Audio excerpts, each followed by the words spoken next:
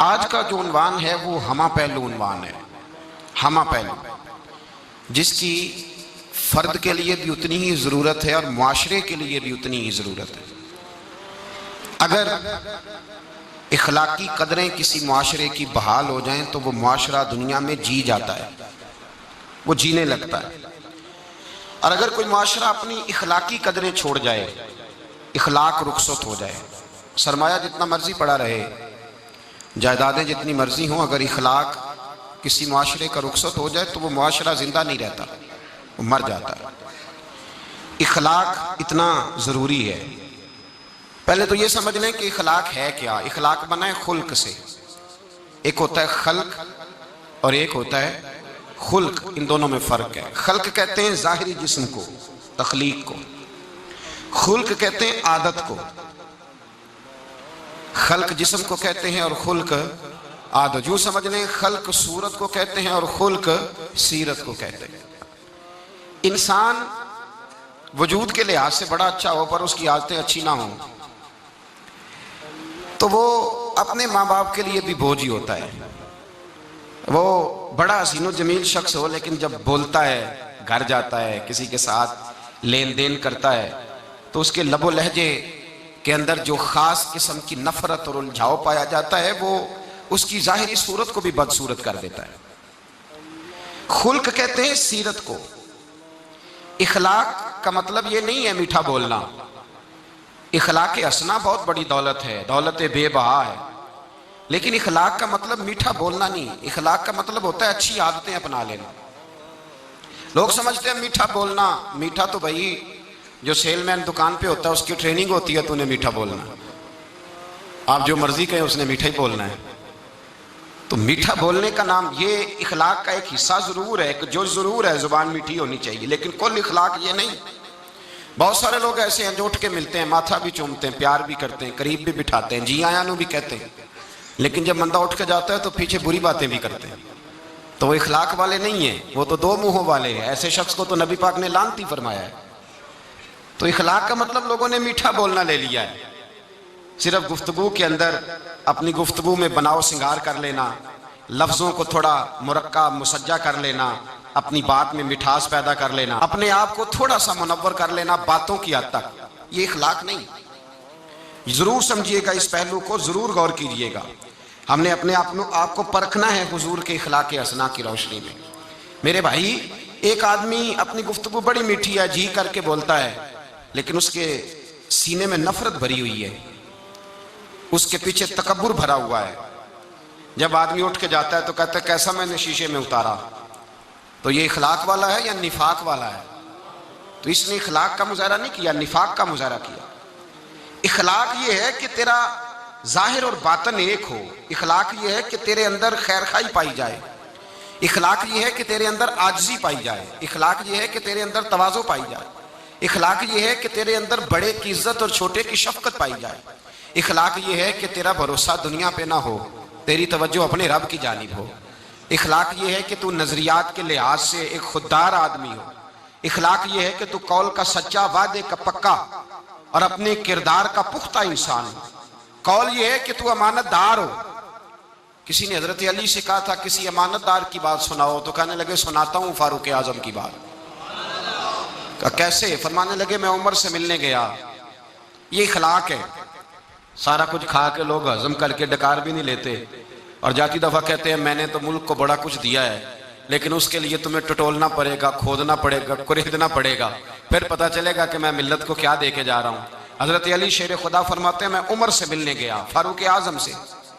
जब मैं ये उनके इखलाक की बात बता रहे हैं। कहते जब मैं उनके पास गया तो दिया जल रहा था। अंदर दाखिल होते ही सलाम लिया तो हाल चाल पूछने की बजाय उमर पूछने लगे कि अली कोई सरकारी काम आए हो, दीनी काम आए हो या जाती काम आए हो? तो हजरत अली रदी अल्लाह ताला अन्हु फरमाते हैं मैंने कहा कि मैं तो जाती काम से आया हूं। तो कहते उमर जल्दी से उठे और दिया उन्होंने गुल कर दिया, चिराग बुझा दिया। तो कहते मैंने कहा कि उमर चिराग क्यों बुझाया है? तो उमर फारूक रदी अल्लाह ताला अन्हु फरमाने लगे मैं सरकारी दस्तावेजात लिख रहा था तो ये सरकार का दिया जल रहा था उतनी देर तक, अब हम जाती बात करने लगे हैं, मुझे डर लगता है अगर चंद कतरे तेल जातियात के लिए इस्तेमाल हो गया तो रब की बारगाह में क्या जवाब देना। ये इखलाकी कदरें हैं, इखलाकी कदरें। जिस कौम के अंदर इखलाकी कदरें बहाल रहती हैं वो कौम जिंदा रहती है। हजरत फारूक आजम रदी अल्लाह ताला अन्हु ने महल कोई नहीं बनाया, पार्लियामेंट कोई नहीं थी, सेनेट का इजलास कहीं भी नहीं होता था। हजरत फारूक आजम रदी अल्लाह ताला अन्हु ने ना कोई सदर हाउस बनाया, ना वजीर आजम हाउस बनाया, ना हजरत फारूक आजम ने कोई पार्टी बनाई, ना किसी के सदर बने, ना किसी जमीयत की सदारत की। बस इखलाकी कदरें उन्होंने बहाल रखी। अबू बकर सिद्दीक हो, फारूक आजम हो, उमर फारूक हो, हजरत उस्मान गनी हो या मौला अली हो, इनके इखलाक और किरदार जिंदा हैं तो ये लोग कयामत के बाद भी जिंदा हैं। इखलाकी कदरें जिस कौम की जिंदा रहे, जो इखलाकी तौर पे मर जाए इखलाकी तौर पर। देखिए ना, हजरत फारूक आजम रदी अल्लाह ताला अन्हु माले गनीमत, हजरत उस्मान कहते हैं मैं छत पे खड़ा था तो एक आदमी को देखा, दोपहर का वक्त है और सख्त शिद्दत की धूप चमक रही है, नंगे पांव एक बूढ़े को देखा, ऊंट हाँकता हुआ आ रहा है। तो मेरे दिल में ख्याल आया इस बूढ़े को मशवरा देता हूं कि जनाब आप छोड़ दें, ये आप इस उम्र में किस चक्कर में लगे हुए हैं, दुनिया सो रही है आप भी सो जाएं। कहते मेरे दिल में ख्याल आया कितना हरीस बूढ़ा है, माज़अल्लाह। फरमाते हैं जब वो मेरे करीब आए, मैं छत पे देख रहा था तो मेरी तो आंसू ही निकल गए। ये कोई हरीस बूढ़ा नहीं है, तो उम्र फारूक है, ये तो हजरत उमर फारूक रदी अल्लाह ताला अन्हु। मैं नीचे उतरा, मैंने कहा हुजूर क्या कर रहे हैं, गर्मी का मौसम है। कहने लगे ये माले गनीमत के ऊंट भाग गए थे तो संभालता फिरता हूं। कहा हुजूर किसी गुलाम को कह देते। फरमाने लगे हुकूमत मेरी है तो जिम्मेदारी भी मेरी है, हुकूमत मेरी है तो ड्यूटी भी। इखलाकी कदरें जब किसी कौम की इखलाकी कदरें, काजी शुरैह रहमतुल्लाह ताला अलैह, हजरत अली शेर खुदा के काजी थे, हजरत मौला अली शेर खुदा रदी अल्लाह ताला अन्हु ने मुतय्यन किया था। वो आए हजरत अली के पास, काजी साहब, और आके कहने लगे हुजूर मेरा इस्तीफा कबूल कर ले, मैं चीफ जस्टिस नहीं बन सकता, मैं उमूर नहीं चला सकता अदालत के। तो हजरत अली ने फरमाया काजी साहब क्या हुआ। कहने लगे दो पार्टियों का मुकदमा मेरे पास था, तो कल एक पार्टी 10 किलो खजूरें लेके आ गई है मेरे पास। तो हजरत अली फरमाने लगे आपने कबूल कर ली हैं। कहने लगे जरूरत थी मैं कबूल कर लेता, मैंने उनसे कहा है कि खबरदार, तुमने सोचा कैसे, झिड़क दिया है, कबूल नहीं की। तो कहा फिर आप इस्तीफा क्यों दे रहे हैं। तो ये उम्मत मुस्लिमा की खलाकी कदरें हैं, ये उम्मत मुस्लिमा का रंग है। अपनी मिल्लत पर कयास अक़वाम मगरिब से न कर, खास है तरकीब में कौम रसूल हाशमी। ये कदरें हैं मिल्लत इस्लामिया की। काजी साहब कहने लगे हुजूर उन लोगों ने मेरे बारे में सोच लिया है कि मैं रिश्वत ले सकता हूं, वो सोच लिया है कि मैं पैसे पकड़ लूंगा। 10 किलो खजूरें ले आए। तो जिसके बारे में कौम सोच लेना कि रिश्वत ले सकता है, सोच भी ले, वो बंदा काजी बनने के काबिल है, वो काजी बनने के काबिल नहीं होता। लिहाजा उन्होंने चूंकि सोच लिया है, लिहाजा अब मैं अपने इखलाक को इतना बुलंद नहीं जानता कि मैं कुर्सी अदालत पर बैठकर मुकदमे करूं। जागे और सोचे, इस पहलू पर गौर करें। कटती हुई कदरें, कटती हुई और टूटकर बिखर गया सारा इखलाक, हुक्मरान से लेकर पीएम तक। इस मिल्लत का रोना ये नहीं कि यहां सदर करप्ट आया है, वजीर आजम गलत आया है, विफाकी वज़रा बुरे आए। इस कौम का रोना यह है कि रेडी वाले के पास फल लेने जाओ तो सामने भले भले लगा लेता है और पीछे वाली साइड पे वो छुपा के बुरे फल लगा लेता है। इस कौम का रट्टा ये नहीं है कि इस कौम के अंदर जो है वो जो लोग ब्यूरोक्रेट थे, दौलतमंद थे, उन्होंने लूटा है। यहां तो हाल ये है कि स्कूल के अंदर जो पढ़ाने वाले असातिज़ा और इलाज करने वाले डॉक्टर हैं वो अपनी ड्यूटी को इतनी तवज्जो नहीं देते जितने अपने प्राइवेट इदारे और एकेडमी को तवज्जो देते हैं। इखलाकी कदरें जिस कौम की पामाल होती हैं, मेरे रसूल पाक सल्लल्लाहु ताला अलैहि वसल्लम ने फरमाया याद रखो, अगर तुमने अपने इखलाक सवार लिए और तुम में से जिसका इखलाक सबसे अच्छा हो गया, जिसकी आदतें संवर गई, हुजूर फरमाते हैं रब उससे दिन को रोजा रखने वाले और रात को तहज्जुद पढ़ने वाले से ज्यादा अच्छा अजर अता फरमाएगा। जिसने अपने इखलाक को बोल के बताइए, जिसने अपने इखलाक को अच्छा कर लिया, अपनी आदतों को संवार लिया। और फरमाया बुइस्तु लिउतम्मिमा मकारिमल अखलाक, फरमाया मैं तुम्हारे इखलाक संवारने आया हूं, मैं तुम्हारी आदतें निखारने आया हूं। मेरे रसूल पाक अलैहिस्सलातु सलाम ने इखलाकी कदरें, मेयार बुलंद किया इखलाकी कदरों का मेयार। लोगों पर बोझ बन जाता था अगर किसी का एक पैसा किसी के हाथ आता था, उसको रात नींद नहीं आती, जीना मुहाल होता था, ये इखलाक था। साथ वाला पड़ोसी बेचैन होता था तो इस घर में भी किसी को नींद नहीं आती थी, ये इखलाक था। हजरत उस्मान गनी रदी अल्लाह ताला अन्हु अगर मालदार हैं तो जिस भूखे की भूख का पता चला है उस्मान गनी ने अपने कंधे पे तोड़ा रख के उसके घर पहुंचाया है, ये इखलाकी कदरें थी। अगर हजरत बिलाल हबशी रदी अल्लाह ताला अन्हु का रंग काला है, होंठ मोटे हैं, पड़े हुए नहीं हैं, लेकिन वो जब भी आके खड़े होते थे सारे कुरैशी हाशमी खड़े होकर उनका इस्तकबाल करते थे। इखलाकी कदरें जिस कौम के अंदर मजबूत होती हैं, हमारे तो घरों में सत्यानाश हो गया इखलाक का, घरों में सत्यानाश। बेटा शिकायत करता है, मैं हुकूके वालिदैन पे बयान कर रहा था, एक बच्चा बाद में मुझे मिला, कहने लगे साहब एक दुखड़ा भी सुन लो थोड़ी देर के लिए, आपने बड़ी अजमतें बयान की माँ बाप की, एक दुखड़ा भी सुन लो। मैंने कहा सुनाइए। कहने लगे अगर अब्बा राजी उससे हो जो जेब ज्यादा गर्म करे, अगर अम्मा गीत ही उसके गाए जो अम्मा को पैसे ज्यादा कमा के ला के दे, तो मैं गरीब हूं तो बताए मैं अम्मा को राजी कैसे करूं।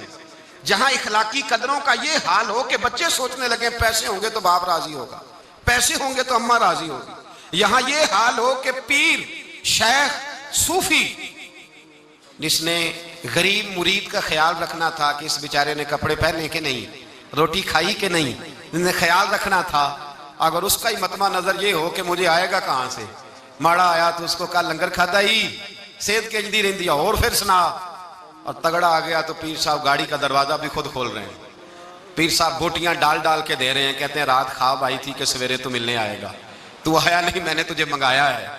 अगर इखलाकी कदरों का हाल ये हो जाए कि वो लोग जिन लोगों ने इखलाकी हसना का दर्स देना था, जिन्होंने प्यार सिखाना था, मोहब्बत, वहां ये हाल हो कि मतमा नजर पैसा हो जाए, वहां अगर ये अंदाज हो। और ये एक पहलू दूसरा भी है, मैं एक और बात भी कहा करता हूं, मैं कहता हूं अब्बा गरीब हो तो बच्चे फरमाबरदार नहीं होते, अब्बा तगड़ा हो ना, पता हो इसके हाँ हिस्से में 2-3 मुरब्बे जमीन है तो पैर दबाते हैं। हमारे बुजुर्ग फरमाया करते थे, कहते थे 2 कनाले नहीं देनी किसी को भी जिंदगी में। तो जनाब कैसे? कहने लगे अगर सारा कुछ हाथ काट के दे दिया तो पैर ही कोई नहीं दबाएगा। बच्चे भी उस हालात ये होते हैं कि लोग ये तसव्वुर नहीं करते कि इखलाक और चीज का नाम है, दुनियादारी और चीज का नाम है। अपने इखलाक पर मेहनत करनी चाहिए, अपने मामलात को संवारना चाहिए, देखना चाहिए कि मेरा फला आदमी से रिश्ता किस किस्म का रिश्ता है, दुनियादारी का ताल्लुक है, लालच का रिश्ता है, झूठ और दगे का रिश्ता है। लोग सोचते ही नहीं, जो मुंह में आता है कह देते हैं, जो बात होती है बयान कर देते हैं। मेरे मुस्तफ़ा करीम अलैहिस्सलातु सलाम सहाबा के इखलाकी पहलुओं पे तवज्जो देते, हुजूर हिलम का, हौसले का, तहम्मुल का, बुर्दबारी का, सखावत का दर्स देते, इसलिए इखलाकी कदरें बड़ी मजबूत थी। भाई आज आप देख ले, सोशल मीडिया खोल के, प्रिंट मीडिया, इलेक्ट्रॉनिक मीडिया खोल करके देखें, खैरात बट रही है, ज़कात बट रही है, तस्वीरें खींची जा रही हैं। हजरत सैयदना उसामा बिन जैद बीमार हो गए, इमाम हुसैन को किसी ने बतलाया कि मेरे रसूल पाक का गुलाम बीमार हो गया है। हजरत इमाम हुसैन तीमारदारी करने गए, कदम रखा, हजरत उसामा हुजूर के महबूब थे, कदम रखा कमरे में तो जनाब उसामा ने इमाम हुसैन का चेहरा देखा तो चीख ही निकल गई, तड़प के रोए, कहने लगे मेरी मौज नहीं लग गई, हुजूर के जलवे मुझे नजर आ गए। इमाम हुसैन अंदर दाखिल हुए तो जनाब उसामा बिन जैद ने बाजू पकड़ा और सीने पे रख लिया। हजरत उसामा बिन जैद तड़प के रोए। इमाम अली मकाम कहने लगे भाई रोते क्यों हो, बात बताओ। कहने लगे दुनिया छोड़ रहा हूं पर 80 दिनार का कर्जा है, ना कोई भाई, ना कोई सज्जन, ना कोई दोस्त, असी किसी दे कुछ भी नहीं लगते, ते ना कोई साडा दर्दी, शह ही कोई नहीं। सोचता हूं कब्र पे बोझ लेके जाऊंगा और फिर क्या लफ्ज है, क्या हुसैन है। कहने लगे हुसैन आज अगर मुस्तफा करीम हयाते ज़ाहिरी में होते तो मैं जाके बाजू थाम लेता, मैं कदमों में बैठ जाता। मेरा रसूल तो गैरों के भी बोझ उठा लिया करता है। इखलाकी कदरें देखिए, इमाम हुसैन फटाफट उठे, बेटा भी साथ था, गुलाम भी साथ थे, सब कुछ हो सकता था। इमाम हुसैन उठे, घर गए, अपनी चादर में 80 दिनार डाले, छुपाए और लेके आए, ला के हजरत उसामा बिन जैद को दिए। और पता क्या फरमाते हैं रात आए थे 80 दिनार, मैं कह रहा था मुझे तो जरूरत नहीं, पता नहीं रब करीम ने किसका नसीब मेरे घर भेज दिया है, मुझे तो हाजत नहीं थी, ये तो तेरे पैसे थे जो मेरे घर थे, तो मेरे रब ने ड्यूटी लगाई कि जा उसे दे के आ। जिस कौम के अंदर इखलाकी कदरें बेदार होती, जिस कौम के अंदर इखलाकी कदरें बेदार होती हैं, उस कौम का अंदाज बदल जाता है, उसके रवैये तब्दील हो जाते हैं। मेरे रसूल पाक सल्लल्लाहु अलैहि वसल्लम